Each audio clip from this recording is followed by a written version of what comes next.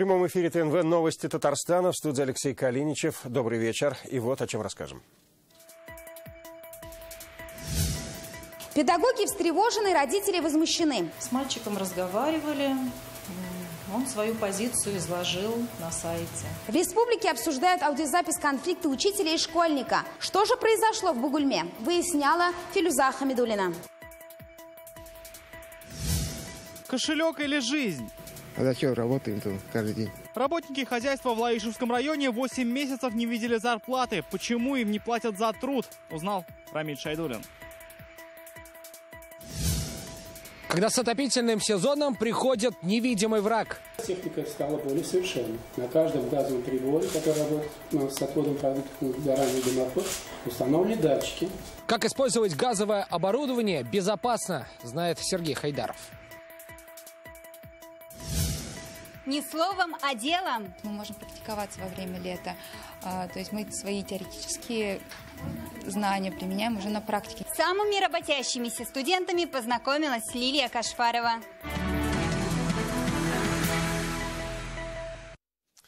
Татарстан заинтересован в сотрудничестве с английским бизнесом. Это сегодня в своем выступлении на российско-британском форуме отметил Рустам Минниханов.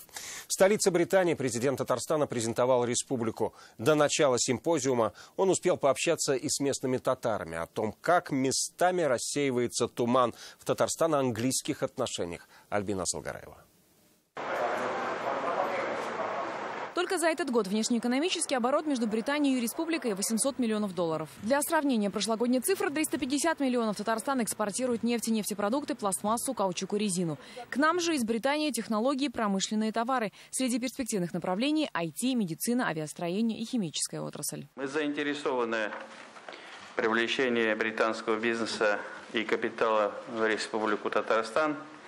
Будем рады расширению взаимовыгодного сотрудничества и готовы оказать всяческое содействие вашим компаниям. Первые договоренности уже достигнуты. Так, татарстанская агросила и британская Хаусхэм подписали соглашение. Предполагается закупка импортной сельхозтехники, в том числе и для набережных Челнов. По традиции Рустам Минниханов встретился с местными татарами. Сегодня в Великобритании проживает порядка 500 татар. Практически все они являются представителями новой волны иммиграции, прибыв сюда из России, Казахстана, Узбекистана, стран Балтии. Они рассказали, как работают над сохранением языка и национальных традиций. Рустам Минниханов высоко оценил деятельность.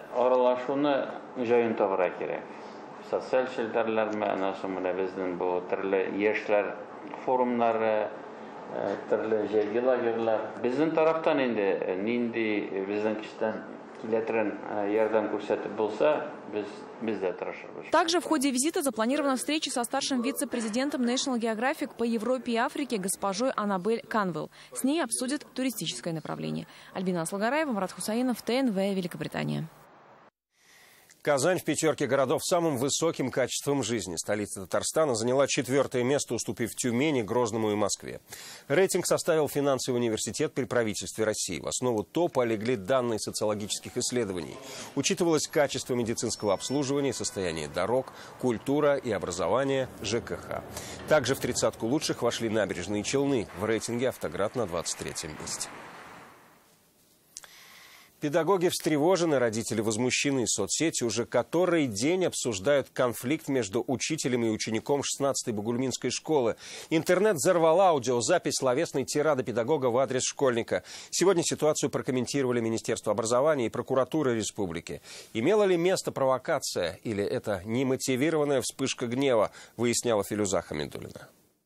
Такого в этой школе не припомнят. Казалось бы, идет обычный урок русского языка и литературы. Ведется разговор учителя со школьником. И в какой-то момент учитель сказал такие слова, что они взорвали не только соцсети. Теперь этот разговор обсуждает вся республика, а прокуратура проводит проверку. Сразу бы понял, как себя вести, скотина!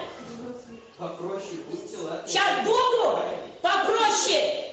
Скотина, ты попроще, почему не бываешь? Эта аудиозапись взорвала соцсети и породила скандал. Педагог распекает ученика, в выражениях не стесняется. Инцидент произошел на уроке русского языка еще в прошлый четверг. Девятиклассник перед началом занятия написал на доске нецензурное слово. Для учителя это стало последней каплей. В настоящее время мы разбираемся по этому вопросу. Проводим собеседование с ребенком, с родителями, с учителем. Сейчас учитель на больничном. Педагог, по словам директора, с 34-летним стажем. Первая квалификационная категория в работе только с хорошей стороны. Коллеги Нины Бахтиозина отзываются о ней крайне положительно. Что же произошло в тот день, покажет проверка. Школьник учится в 16-й школе с 1 класса. С мальчиком разговаривали.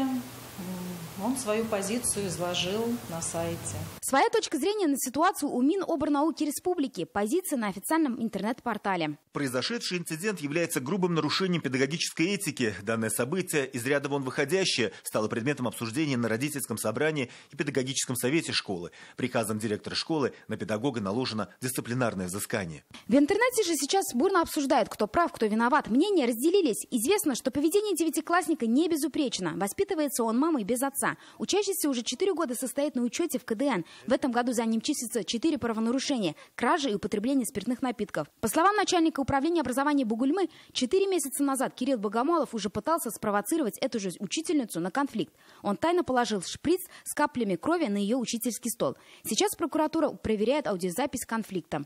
Прокурор Татарстана Илдус Нафиков накануне поручил проверить обнародованную в социальных сетях Бугульмы аудиозапись конфликта, на которой предположительно педагог школы оскорбляет подростка и угрожает ему. Бугульминской городской прокуратуре предстоит установить достоверность аудиозаписи, а в случае подтверждения личности участников конфликта и иные обстоятельства случившегося. Также будет дана правовая оценка их действиям. При наличии оснований будут приняты предусмотренные законом меры прокурорского реагирования. Это не первый случай в школах республики. Похоже, конфликт между учителем и учеником произошел в одной из челнинских школ в октябре. По поручению главы Миноборнауки Рафиса Бурганова вопрос соблюдения педагогической этики обсудят на республиканском родительском собрании. Оно состоится уже в начале декабря. Илюза Хамидуллина, Ирик Хабибуллин, ТНВ, Бугульминский район. Помогите, нам не выдают зарплату. С просьбой о помощи к нам обратились работники сельхозпредприятия Лаишевского района. Вот уже 8 месяцев, по их словам, им не платят. Все потому, что нет денег, оправдывается руководство хозяйства. Оно утверждает, зарплату выдает, например, мясом. А тех, кто не видел ни натурпродуктов, ни заработанных денег, Рамиль Шайдуллин. Ни денег, ни выходных. С весны Раис Валиуллин трудится нон-стоп и буквально за спасибо. За 37 лет работы в этом хозяйстве впервые механизатор месяц за месяцем без зарплаты. Надеется, что хотя бы до Нового года он получит заработанное. Зарплату не получали с апреля месяца. Руководство одно слово – денег нету. Вот. Вся проблема, денег нету. Хотя здесь ничего и не говорит о том, что хозяйство находится в упадке. Здесь зимует скот, на улице работает техника, предприятие продолжает реализовывать продукцию. Но денег от этого у рабочих больше не становится. 8 месяцев это, конечно, неправда. Мы стараемся все время зарплату закрывать натуроплатой, например, бычки. Руководство уверяет, хотя бы так, но зарплата выплачивается. Но рабочие не припомнят, чтобы им когда-либо платили натурой. Хотя это не замена денег. У работников кредиты, рассрочки, плата за коммуналку. Не знаю, может кто-то берет, но мне не надо натурпродукт. У меня свое домашнее хозяйство, и зачем мне натурпродукт? Мне деньги нужны наличные. А зачем работаем-то каждый день без выходных? Полностью 100% у нас не получается. И на данный момент, поскольку мы ведем ремонтные работы на 200 голов, пожалуйста, вот здесь мы сделали коровник, капремонт, это на 5 миллионов. Сделали капремонт гаража, машино-тракторного парка. И вот сейчас уже мы ждем возврат денежных средств, как в виде субсидий из республиканской казны.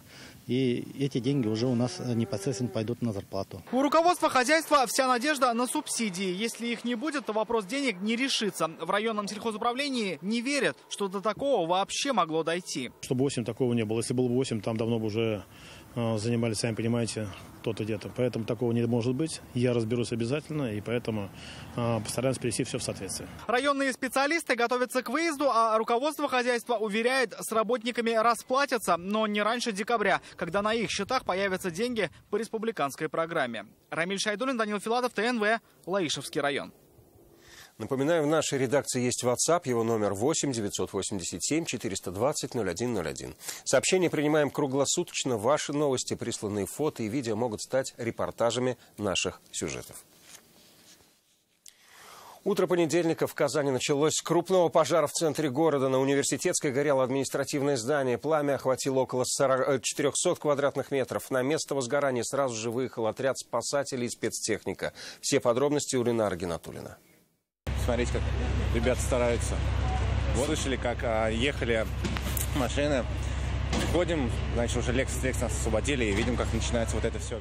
Руслан и Владислав – студенты КФУ. Они одними из первых увидели, как из мансарды четырехэтажки показались языки пламени. В это время они были на лекции, и из аудитории они и услышали, как приехали пожарные. Первый ответ штабу. По тревоге на университетскую прибыло сразу 11 единиц спецтехники. Одна часть спасателей приступила к ликвидации пожара, другая отправилась в здание узнать, нет ли в помещении людей.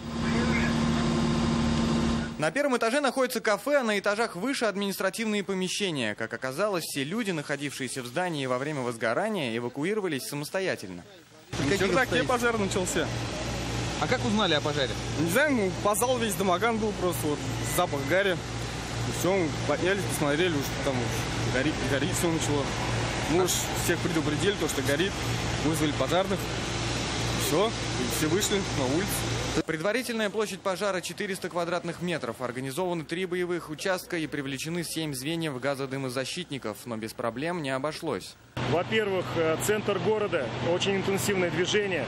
Во-вторых, нужно было именно вот на момент прибытия первых пожарных подразделений вода в большом количестве. По мере наращивания сил и средств нам удалось проложить 3 магистральные линии. Мы перекрыли улицу Университетская, перекрыли часть улицы Пушкина. То есть, можете себе представить, что сейчас творится. Но нам деваться некуда, надо работать, надо ликвидировать пожар. Пожар был ликвидирован спустя 2 часа после возгорания силами 97 человек и 30 единиц техники. По некоторым данным, среди эвакуированных людей нет пострадавших, а причина возгорания устанавливается. Ленар Геннатуллин, Ильнар Хатыпов, ТНВ, Казань.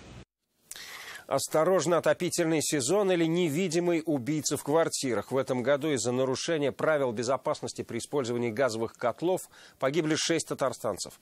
Один из них ребенок. Об этом сегодня журналистам сообщили представители надзорных служб. Почему газовое оборудование приносит не только комфорт, но и опасность? Подробно Сергей Хайдаров. Этот взрыв в одной из заинских пятиэтажек татарстанцы будут вспоминать еще долго. Тогда причиной ЧП стал газовый баллон. 1 погиб, десятки эвакуированных, 2 на больничной койке. Не только взрывается, но и душит. В этом году от угарного газа в Казани чуть не погибла целая семья. Причина – неисправность котла. В итоге острая интоксикация. Скорую вызвал отец семейства, когда увидел, что жена и дети потеряли сознание, лежали на полу. Когда он вызвал скорую, далее он также потерял сознание, но скорая успела подъехать достаточно вовремя. Только в этом году в республике из-за неправильного использования газового оборудования погибли 6 татарстанцев. Один из них ребенок. Причины разные, говорят представители жилинспекции. К примеру, сейчас в республике установлено больше 5000 котлов открытого горения. И худшее, что можно сделать при его использовании, закрыть все форточки в доме. При пользовании газовой колонки, когда наполняется ванна, человек уже заведомо создает себе условия для последующего отравления. А что делать тогда? Что делать? Да. Опять-таки говорю, приток свежего воздуха, значит, нужно помнить, раз эта степень опасности есть, значит, нужно приоткрыть форточку. По использованию двухконтурных котлов Татарстан в лидерах среди регионов страны. В этом году по республиканской программе их установили почти 53 000. Правильная установка и своевременная проверка газового оборудования – это безопасность в домах татарстанцев. Газовики не в полной мере проводят техобслуживание и принимают должные меры к нарушителям. Я уж не говорю о том, что они должны прежде всего работать с управляющими компаниями, с советами квартирных домов. Как стало известно, вопрос использования котлов открытого горения ранее уже обсуждался в Минстрое. Принято решение больше в новых многоквартирных домах их не устанавливать. Сергей Хайдаров, Алмаз Зиединов, ТНВ, Казань. Вы смотрите новости Татарстана, и вот о чем далее. Будешь шабашником, тунеядцем, бюрократом. Не обременять людей в таких инициативах, вот таким бюрократическим нажимом. Как в республике хотят оживить сельский бизнес, узнал Дмитрий Аринин. Не словом, а делом. Мы можем практиковаться во время лета. То есть мы свои теоретические знания применяем уже на практике. С самыми работящимися студентами познакомилась Лилия Кашфарова.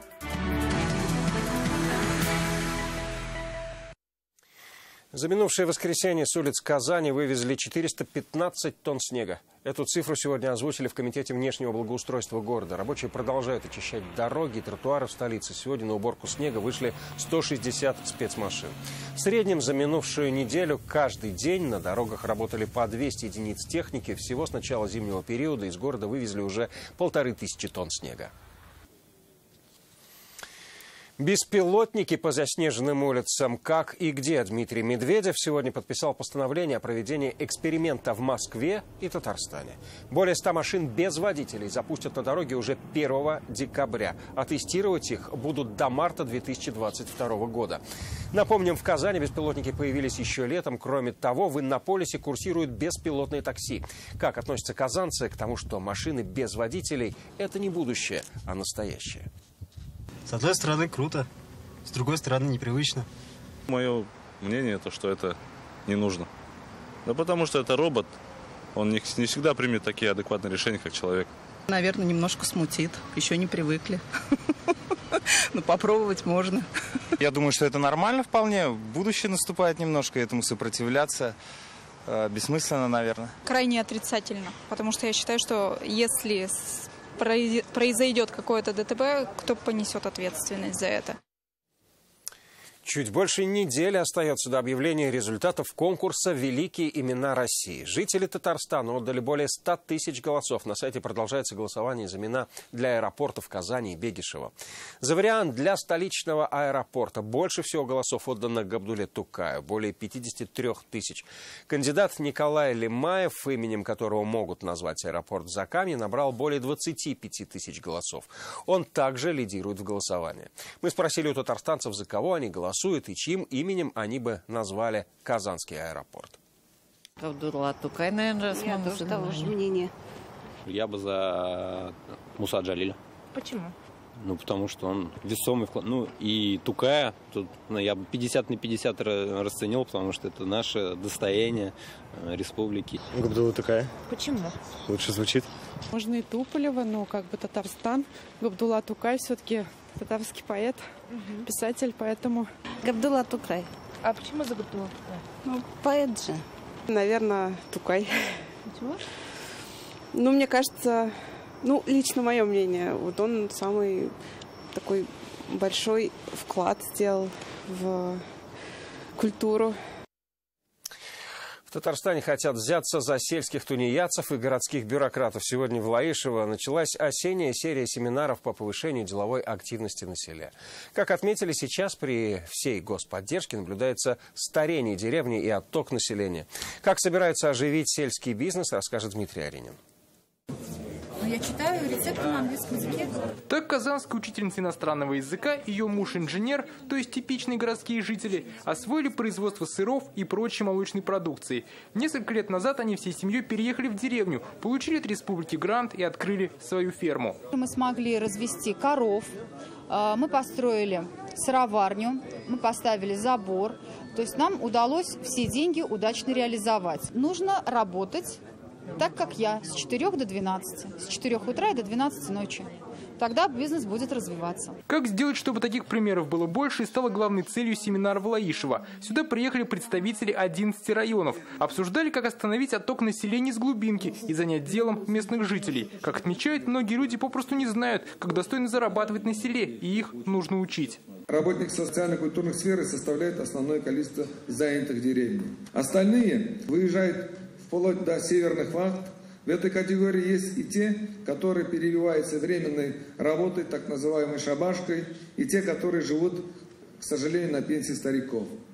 Мы считаем, что именно эти люди как раз и предмет для нашей работы. В республике по грантам на создание сельского бизнеса в этом году выделили более 2 миллиардов рублей. На эти деньги открываются сотни ферм. Как отметили в Минсельхозе, процедура получения средств достаточно простая. Однако, по словам фермеров, бюрократические сложности начинаются позже. Так, чтобы получить один документ, приходится заполнить кипу бумаг и съездить в райцентр за десятки километров. Озвучив эту проблему, с ветеринарной службой понимания удалось найти тут же на семинаре. Я думаю, мы разработаем, и наших ЛПХ мы освободим от этих бумаг. Хорошо, спасибо.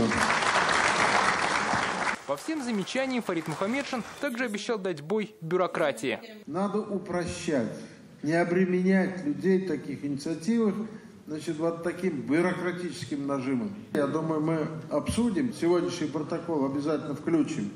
Решим, не решим, но точно пообсуждаем и поищем пути решения, чтобы упростить работу людей. Как отметили, забота о развитии села в республике в приоритете. Такие встречи до конца года пройдут еще несколько раз, охватив представителей всех районов. Дмитрий Айринин, Рамзиль Гарипов, ТНВ, Лаишево.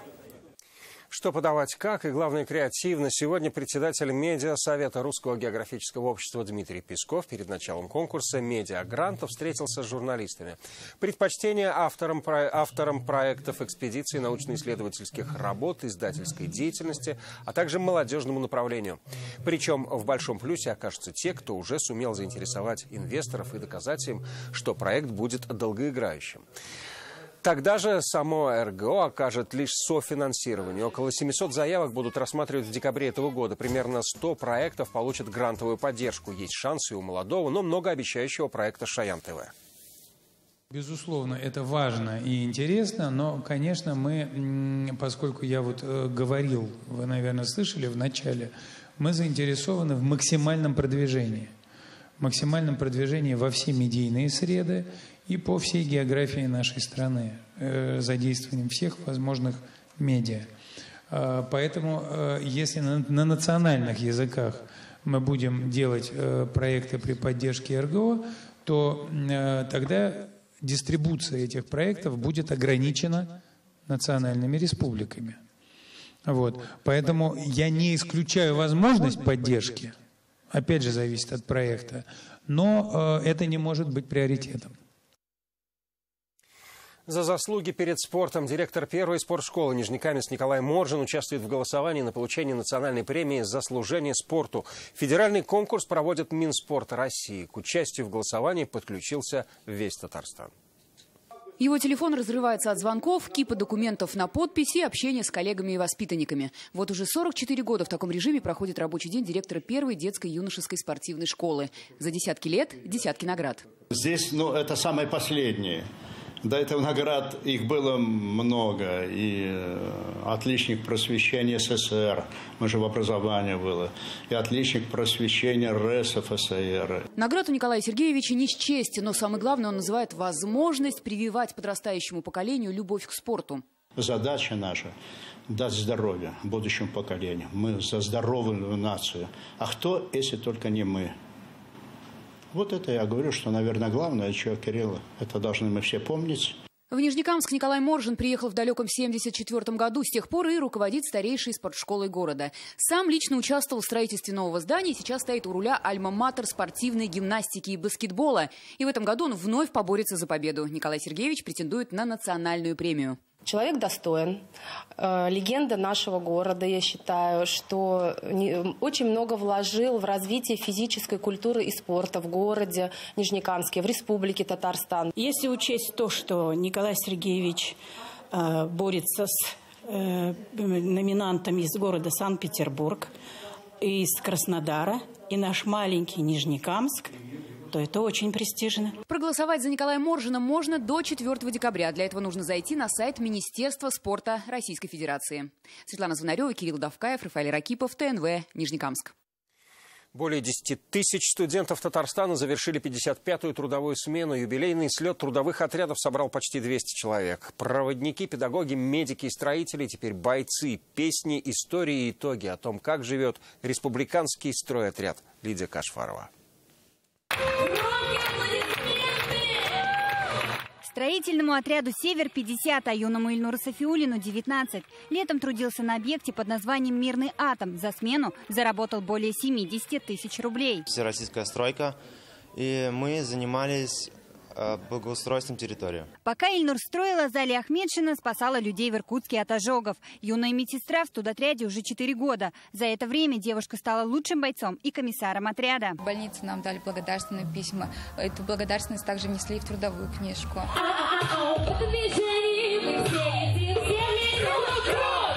Кроме медиков и строителей, педагоги, проводники, профильные, сельскохозяйственные и сервисные отряды. У каждого звания командиры, комиссары, бойцы. Визитная карточка любого бойца – его бойцовка. По ней можно узнать, какие мероприятия он посещает, в каком году и кем работал, чем интересуется, какую должность занимает и какую занимал прежде. Кроме того, у бойцов есть традиция обмениваться значками с бойцами из других регионов. Например, у Ивана есть значки из Карелии, Нижнего Новгорода, Новосибирска, Оренбурга и других регионов. 55-ю трудовую смену отработали 10 363 студента из Татарстана, 317 отрядов и трудовых бригад. Большое спасибо за сохранение тех традиций, которые были до меня, при мне, после меня, и вот вы продолжаете. Здесь ребята из Казани, Лениногорска, Бугульмы, Заинска, Нижнекамска и других районов. Труженики подвели итоги и выбрали лучшие трудовые отряды. Лилия Кашфарова, Ильшат Мухаметов, ТНВ, Лаишевский район. Вечерний эфир продолжит программу «Вызов 112». Ну а сейчас о погоде на завтра. Я же на сегодня прощаюсь с вами. Всего вам доброго.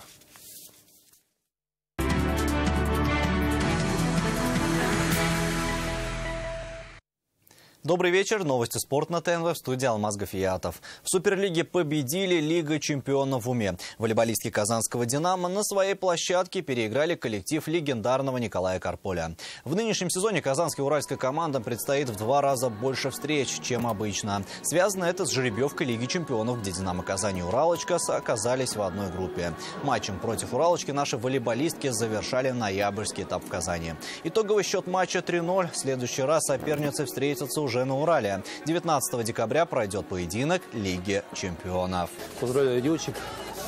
Очень хороший настрой и выполнение, конечно, установок. Да, Даша добавляет. Конечно, не так, наверное, как, может быть, хотелось бы некоторым или многим, да, но тем не менее она шагает вперед.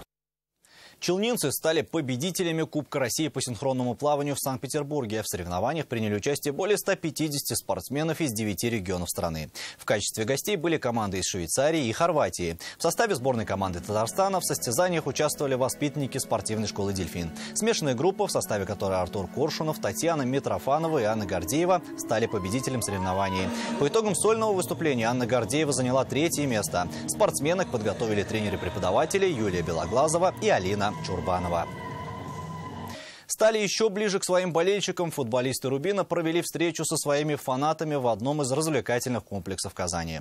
Каждый желающий смог задать вопрос игрокам и тренерскому штабу команды. А самые активные болельщики приняли участие в интерактиве. Голкипер «Рубина» Иван Коновалов сыграл с болельщиком в футбольный симулятор, а защитник Федор Кудряшов сразился в виртуальных танцах. Далее последовали видеовопросы от фанатов, а закончилось мероприятие автограф-сессией с игроками команды.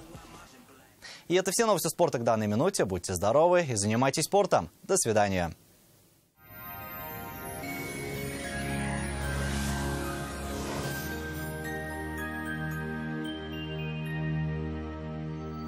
Здравствуйте!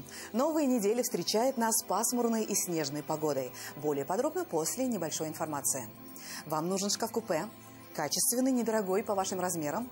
Данил Мастер исполнит ваше желание. Успейте заказать со скидкой 20%.